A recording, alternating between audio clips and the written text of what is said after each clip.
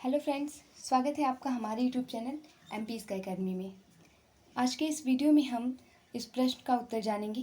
प्रश्न है, नई नौकरी में चित्रित नारी यथार्थ पर प्रकाश डालिए या नई नौकरी के कथानक की समीक्षा कीजिए। इसका हम सारांश अगर कहा जाए तो या समीक्षा कहा जाए तो हम इसमें वही उत्तर बताएंगे कि किस तरीके से आपको लिखना है। हिंदी के और भी सारे वीडियो बनाए गए हैं जो आप प्लेलिस्ट में जाकर के देख सकते हैं। प्लेलिस्ट में आपको सारे वीडियोस लाइन से मिल जाएंगे। उत्तर की शुरुआत करेंगे हम लिखना। नारी यथार्थ पर कहानियाँ लिखने वालों में मन्नू भंडारी का विशिष्ट स्थान है। नई नौकरी कहानी में भी नारी यथार्थ को सुंदर तरीके से चित्रित किया गया है और उच्च शिक्षित होते हुए भी पुरुष अपने घरेलू जीवन में चाहकर भी स्त्री को बराबरी का स्थान नहीं दे पाता।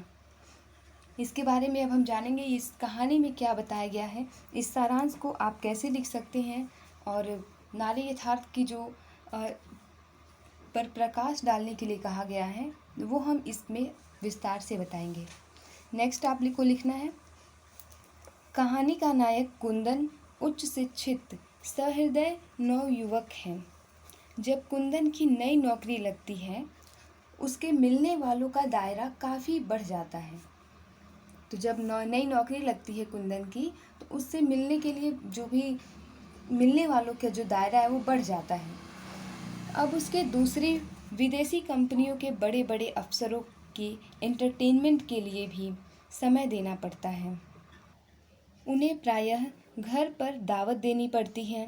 घर के डेकोरेशन के लिए सामान खरीदने, उन्हें लगाने आदि काम के लिए पति पत्नी दोनों में से किसी के पास फुर्सत नहीं थी।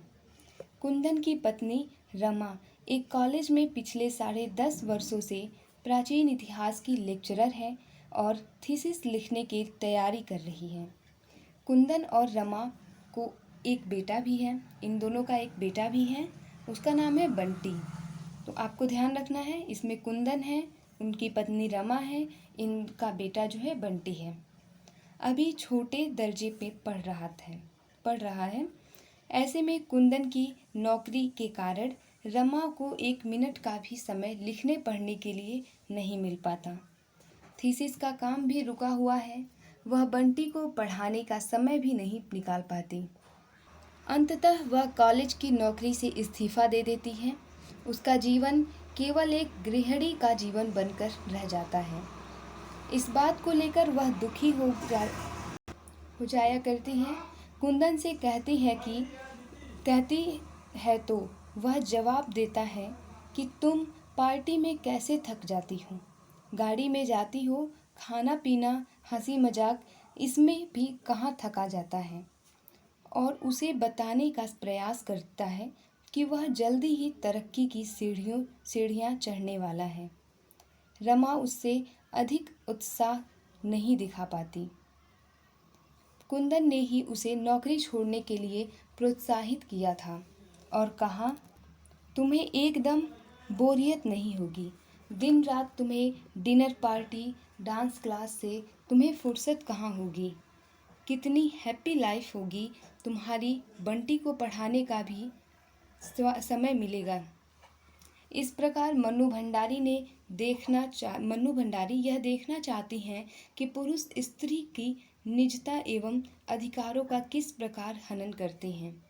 हालांकि कुंदन रमा को हृदय से प्रेम करता है, फिर भी वह उसकी संवेदनाओं को समझने में असफल रहता है और उसे साधारण गृहिणी के अतिरिक्त कुछ भी नहीं समझता। रमा जैसी सुशिक्षित महिला भी अपने पति का गुलाम बनकर रहने को विवश है क्योंकि भारतीय समाज में महिला को स्वतंत्र प्राणी का दर्जा दिया ही नहीं गया था। इसी नारी यथार्थ को नई नौकरी में दिखाया गया है। तो इस प्रकार आप इसका जो कथानक का सारांश लिख सकते हैं या फिर जो नारी का यथार्थ चित्रण इस मन्नू भंडारी की नई नौकरी की कहानी में किया गया है उसे आप लिख सकते हैं। धन्यवाद। और अगर वीडियो अच्छी लगी हो तो प्लीज़ इसे लाइक, सब्सक्राइब और शेयर कर दीजिए। और आपको पुरानी वीडियोस अगर चाहिए तो आप प्लेलिस्ट में जा कर के हिंदी के प्लेलिस्ट में आपको मिल जाएगा, वहाँ से आप लिख सकते हैं।